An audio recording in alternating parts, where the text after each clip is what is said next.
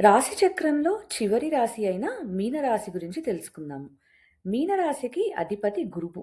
గురువు వివేకానికి, ధర్మానికి, జ్ఞానానికి మరియు ఉన్నత ఆలోచనలకు కారకత్వం వహిస్తారు. మనం మీనరాశి వారిని గమనించినట్టయితే వాళ్ళకి ఎక్కడ ఎలా మాట్లాడాలో, ఎవరితో ఎలా ప్రవర్తించాలో చాలా బాగా తెలుస్తుంది. మర్యాద, హుందాతనము, గౌరవము, పెద్దల పట్ల ఆదరము వీరిలో మనకి నేచురల్‌గానే కనిపిస్తూ ఉంటాయి.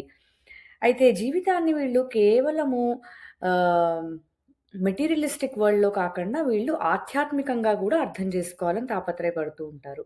ఈ రాశికి చిహ్నము 2 చేపలు, 2 ఫిషెస్ అన్నమాట. ఒక చేప మెటీరియలిస్టిక్ డిజైర్స్‌ని సూచిస్తే, ఇంకొకటి స్పిరిచ్యుయాలిటీ ఆధ్యాత్మికతని గూడా చూపిస్తుంది. అందుకే మీనరాశి వాళ్ళు ఒకవైపు వాళ్ళ మెటీరియలిస్టిక్ డిజైర్స్‌ని ఫుల్‌ఫిల్ చేస్తూనే, ఇంకొక వైపు వాళ్ళు స్పిరిచ్యువల్‌గా గూడా గ్రో అవ్వాలని ట్రై చేస్తూ ఉంటారు. ఈ 2 చేపలు 2 డిఫరెంట్ డైరెక్షన్స్‌లో ఈదుతున్నట్టు మనకు కనిపిస్తూ ఉంటుంది. అందుకే వీళ్ళు గూడా కొన్నిసార్లు మనసు 2 దారుల మధ్య స్విచ్ అవుతూ ఉంటారనమాట. మీనరాశి ద్విస్వభావ రాశి.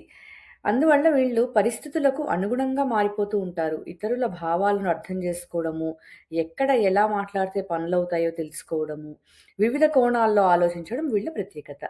అవసరమైతే కఠినంగానూ మాట్లాడతారు. అదే అట్ ది సేమ్ టైమ్ చాలా నిదానంగా, మృదువుగా గూడా మాట్లాడగలుగుతారు. ఇది జలతత్వ రాశి. దానివల్ల వీళ్ళకి కరుణ, దయ, ఊహాశక్తి, ఇంట్యూషన్ పవర్ ఎక్కువగా ఉంటాయన్నమాట. ఇతరుల బాధను తమ బాధగా భావిస్తూ ఉంటారు. అందుకే వీళ్ళకి సేవాభావం గాని, సానుభూతి గాని, క్షమాగుణం గాని ఎక్కువగా కనిపిస్తూ ఉంటాయి. ఇది రాశి చక్రంలో చివరి రాశి. 12థ్ భావం అంటే మోక్షము, ధ్యానము, త్యాగము సూచిస్తూ ఉంటుందన్నమాట. అందువల్ల మీనరాశి వాళ్ళకి జీవితంలో లోతైన అర్థాలను తెలుసుకోవాలని ఆసక్తి ఉంటుంది. వీళ్ళు ధ్యానం జేయడము, ప్రార్థన లేపోతే జీవితమంతా సాక్రిఫైస్ ఎక్కువగా జేస్తుంటారు. వాళ్ళ రెస్పాన్సిబిలిటీస్ ఫుల్‌ఫిల్ జేసుకోవడానికి. ఇంకా ఒక చక్రం ముగిసి మరో చక్రం ప్రారంభమయ్యే స్థితిని సూచించే రాశి గూడా మీనరాశే.